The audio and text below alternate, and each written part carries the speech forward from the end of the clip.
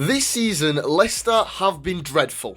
I'm not going to beat around the bush here in today's video. I'm not going to pretend that Steve Cooper didn't deserve to be sacked or that the sacking was harsh, because I don't believe that. I think that sacking was completely justified. Under Steve Cooper, Leicester were conceding the second most shots against per match in the league, were registering the lowest shots on target per match in the league as well, and have conceded the third highest XG in the Premier League this season. So although Cooper did guide them to being 16th in the league, they don't deserve to not be in the relegation zone. The performances as a whole do not deserve to be above that bottom three. However, it's a new dawn, it's a new day, it's a new light for the Foxes. I hope you liked that one. I was really proud of that when I wrote it. But anyways, back onto the actual video.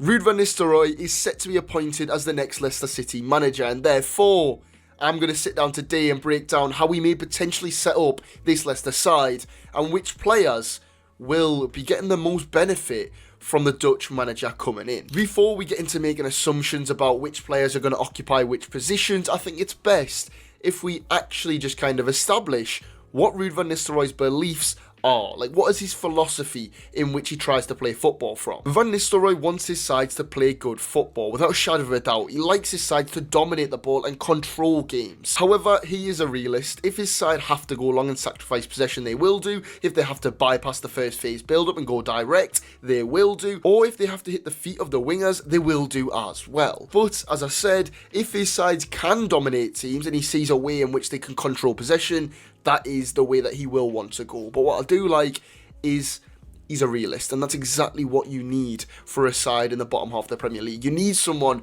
who's not just going to blindly follow their brand of football. There's someone that can adapt and play different styles. That's what Leicester need, and that's what I believe Van Nistelrooy may be. Back at PSV, he set up with a base of a 4-2-3-1, and his side was full of technical quality. Looking here, we've got players like Cody Gakpo on the left wing, Xavi Simons in the number 10, and Joey Veerman in the double pivot. However, something about this PSV side that gets massively overlooked is that the squad has a really good athletic floor in. Van Nistelrooy wants his teams to be physically dominant. He wants them to be able to compete in duels, and he wants his squad again to have a very high athletic floor in. Players like Ibrahim Sangare, Jared Branthwaite, Gus Till all thrived under Van Nistelrooy, and that's because they are proper athletes. They have a really strong physical profile, and that's something that is going to be interesting when we evaluate Leicester's squad later in the video. Now that leads us on pretty nicely onto the defensive approach that Van Nistelrooy may take with Leicester. I've been asked about it a lot on Twitter. If you don't follow me, then there's a link in the description to follow me there to ask me any questions or even feature in videos. But I have been asked a lot if Van Nistelrooy could actually do something with what is a pretty poor defence in Leicester City's. We've obviously got a really good keeper, but the players playing in front of the keeper are a bit suspect, and a lot of fans again have had pretty big issues about whether or not Van Nistelrooy will be too open. Will he expose them defensively? Well, we're going to get into it. If you haven't already watched his masterclass video on the Coach's Voice YouTube channel, I'd massively suggest you do after watching this video, because Van Nistelrooy really breaks down some of his tactical choices, and from what he says, it seems to me that he can recognise when his side are up against a team with much more quality, and then that causes him to think about adapting and find ways which he can protect his side from being exposed. And that's something, again, as I said before, which is definitely a plus if he was to go into the job at Leicester. Because if we're honest about it, Leicester are going to be the weaker team in terms of individual quality in the majority of games they're playing. So having a manager who can recognise that and can also then recognise that he can't just play his nice brand of tippy-tappy football is definitely, again, a massive plus and a tick in the box in terms of what Leicester need from a gaffer. When PSV faced off against Ajax under Ruud Van Nistelrooy, he set his team up in a 4-4-2 mid-block with the idea of letting the opposition keep the ball in between their defence, but trying to prevent them from progressing centrally. If we zoom in on the body language of PSV's left central midfielder, you see he's ready to jump on the Ajax midfielder if the ball is played into that little pocket of space. The 4-4-2 shape that they set up with when they're out of possession is really narrow. Again, it's really hard to actually go through centrally against that PSV team when they did have Ruud Van Nistelrooy as the manager, and that's again another thing that I like about Van Nistelrooy. We went back to that kind of idea of adaptability, and when he was coming up against Ajax, PSV were obviously the inferior side on paper, So him setting up to be a little bit more cautious, not press too high and get caught out, is another, again, tick in the box. It shows that he can recognise teams maybe better than his team and finds ways to get around that. Alongside this formation choice, Van Nistelrooy expects his sides to be really, really aggressive across the pitch. Once the opposition do break through the first phase, which they've been allowed to do, the players in this PSV team have to jump. Van Nistelrooy wants his team to be aggressive, but primarily it relies on the central midfielders and fullbacks being really, really aggressive in first contacts. If we look at this sequence, the ball drops to the Ajax winger here, and before he's even had the chance to touch the ball, Jordan Teze is leaping onto him. He's really getting in his back and trying to make it as difficult as possible. Now, it is a really nice flick to get out of danger, but that kind of idea of attacking the wingers as soon as they get the ball is present in Ruud Van Nistelrooy's philosophy. When he's sitting deep, he doesn't just want to be a team that sit inside their own box. He wants to be a team that can win the ball in the mid-third of the pitch, and that's where they will really, really find joy, I believe, with Leicester. I think this Leicester team could be very, very good at being aggressive centrally and with the fullbacks. Now, this aggressiveness from the fullbacks to come through and win duels was constant throughout Van Nistelrooy's time at PSV. Jordan Teze won a whopping 71.4% of his attempted tackles and won an average of 3.57 duels per 90. The high value of winning the ball back in first contacts and being aggressive off the ball comes straight back to what I said earlier in the video about his squad having a high athletic flooring, and that's exactly what Van Nistelrooy needs for his teams to succeed. He likes to have, yes, technically gifted players because he does want to play football, but more importantly, he likes to have some very good physical profiles scattered across the pitch so that they can be aggressive off the ball. The fullbacks and midfielders specifically need to be very capable out of possession and be able to consistently compete in duels to a high volume and with a high success rate. And to be honest, when I look at the Leicester squad, I think the central midfielders and fullbacks, for the most part, do kind of tick the boxes of Van Nistelrooy players. I know Ricardo Pereira is injured, which is really, really unfortunate because I think he'd be perfect for Van Nistelrooy, especially in possession. But we'll touch on the kind of in possession state of play a little bit later on. We then have Victor Christensen, who will almost certainly be playing on that left-hand side, and he, again, for me, he's perfect for Van Nistelrooy. Already this season, he's been averaging 2.32 successful tackles per 90 and 6.34 successful duel wins per 90 as well. For me, Christensen makes a lot of sense to play that left-back role, and I'll get into kind of why a little bit later in the video when we look at in possession for this Leicester team, but I've been really impressed with this season. I know Leicester haven't been great, we've talked about that, but they had Steve Cooper as the manager, and again, I've not watched Christensen too much outside of this season with Leicester, but when I have watched Leicester, I think he's been pretty solid, and I think he will only get more solid under Ruud Van Nistelrooy. We then have the midfield and kind of the discussion around who's going to play there, and I think Leicester are actually in a pretty good position if Ruud Van Nistelrooy is to come in. I think you could have any two of Harry Winks, Wilfred Ndidi, or Boubakary Soumaré. I really hope I've said that right. It might be Soumare, I don't know. I really hope I've said that right, and I apologise if I offended anyone. I think that's the right pronunciation, but anyways, I think them three have the potential, well, any three of them, to do really, really well in the double pivot of Van Nistelrooy's team. However, I don't want to get too caught up on looking at the personnel and how they fit in just right now. We're going to get onto that a little bit later on. I want to now move on to looking at how PSV built out from the back and how they held the ball in possession. What was the setup? They often leaned into a 3-2-4-1, as not only does this allow them to get bodies centrally and create a creative line in the mid to final third of the pitch, but it also gives them security and numbers playing out from the back, with 5 players being a bit deeper, and when you have a fullback coming inside to form that 3 at the back and allowing the other one to extend higher, invert into midfield, you have a bit more of a defensive cushion if you are to be caught out in transition. So I do feel like playing with more of a 3-2 is a lot more comfortable for lower end teams. I think that's a lot more safe, and if you've got the quality to do so, then it gives you a bit more of a cushion defensively. As I said there, if Leicester be caught out in transition, playing with a 3-2, it probably won't be too bad because they will easily be able to recover because they'll have a lot of bodies there. And again, it's another tick in the box about Van Nistelrooy using his head and realising, lads, we may get caught out here. We're playing against Ajax. They may catch us on the break. Let's sit a bit deeper. Let's play with 3 out the back when we're coming out to give us a bit more security. And that goes for the same as playing out from the back. Again, as I said just then, having 5 players deeper in the first phase allows you to have a big numerical advantage, and Hermansen's good with his feet as well. So really, you've got 6 players, and opposition teams aren't going to want to press you with more than, 4 players really? Because if they do that, then they leave that kind of high 4-man line exposed for a long ball up top. But what player profiles did this team require?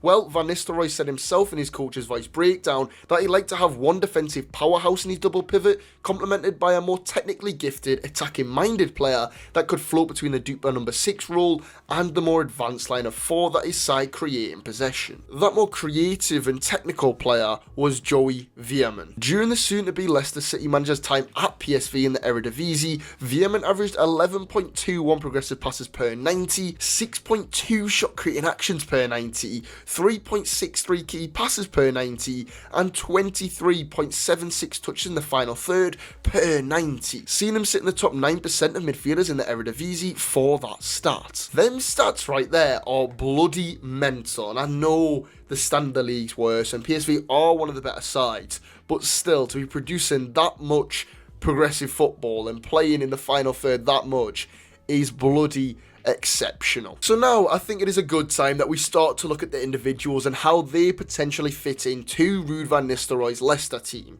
because there's a few that I think are absolutely perfect profiles for what he had at PSV. Starting off, I want to look at someone that could potentially replicate Veerman's role, and I think we all know exactly who I'm going to say here. We all know a midfield controller. We all know someone who can play really well in the first phase, can dictate the play in the second phase, and has an eye for a pass in the final third.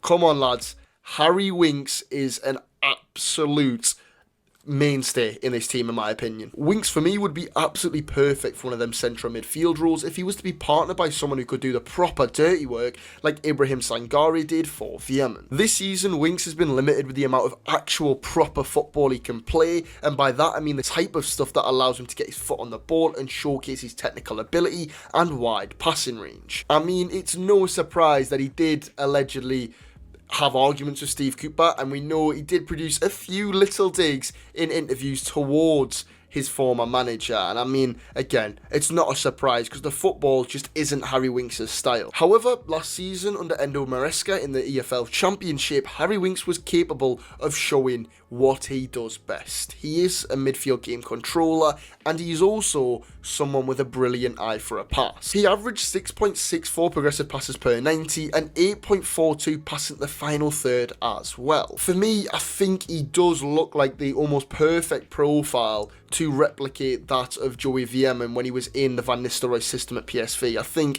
they translate quite well, and I know that his injury could still be very bad, and if it is, it's a massive, massive shame. But if it is only a few weeks, then I think Harry Winks could be absolutely massive for Leicester this season if Van Nistelrooy is to be appointed. But that then leaves us looking for his partner. Who could complement Harry Winks? Who could be the number 6 who does the dirty work, who gets stuck in, who really carries the defensive weight? Well, it could be Ndidi. You know, he's once known as an elite ball winner. However, I've seen quite a few things on social media, especially from Leicester fans, saying that he's almost more of a number 8 now. I'm not too sure about that, and I do really like Ndidi as a deeper midfielder, but I'm going to go out for a bit of a out there one maybe for Leicester fans. I would really like to see Boubakary Sangare, again, I think I've said that right maybe, playing as that deeper number 6 role, and that's largely because I love a redemption story. He's really flattered to deceive since he arrived at Leicester, but I think he's a player that Van Nistelrooy could really, really enjoy using. In possession, that defensive-minded midfielder will often be partnered by a fullback inverting, or if the fullback extends, then that more creative midfielder will drop to hold that 2-man midfield. But both these scenarios do require the more defensive midfielder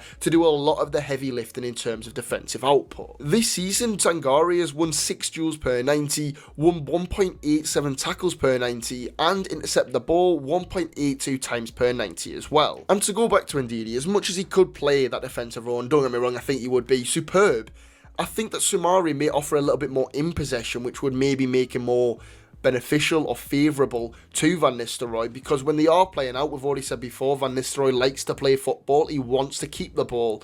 Both them players that are going to be in the double pivot will still need to be able to receive the ball under pressure. And I think Sangare maybe just be a little bit better at that and a little bit better at progressing the ball than Ndidi. But I could be wrong, and I've said before, I've just got a bit of blind love for players that have maybe underwhelmed but have the potential to be really good. So I'm just saying Sangare here because I want a redemption story, okay? It could well be Ndidi. We then move on to the role of the fullbacks, and I said before that bloody Ricardo Pereira would be absolutely lovely. He would fit Van Nistelrooy's system like a glove, but he's injured, which is a shame, because I think in possession he would be brilliant, inverting inside and occupying that space with potentially Sangare, or hitting the line and extending wide. Again, I think he'd be really, really good at that. He's good at keeping the ball ticking. He can come into them inside areas because he can use both feet, and he can beat his man down the touchline.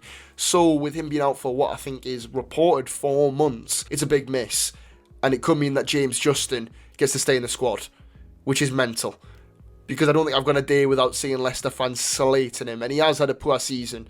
But maybe Van Nistelrooy can wave some magic brush and James Justin could be really, really good. Who knows? On the other side, though, we have Victor Christensen, and I think he is a player who fits this profile of a left-back for Van Nistelrooy absolutely wonderfully. At PSV, Van Nistelrooy had Jared Branthwaite as his left centre-half in possession, and we all know how good he is. But in terms of profile, Van Nistelrooy said himself that he likes his left centre-back to be physically strong, fast, capable of playing with both feet in possession, and aggressive, so that they can commit to winning them first contacts with wingers. Now, I think the 21-year-old Danish left-back ticks a lot of them boxes. In PSV's case, it was usually the right-back coming inside to become a right centre-back, and the left-back extending or inverting. But I feel like for Leicester, it's more likely to be the left-back will be joining the centre-halves to make that three at the back, and the right-back will be extending or inverting, whether that's James Justin or Ricardo Pereira.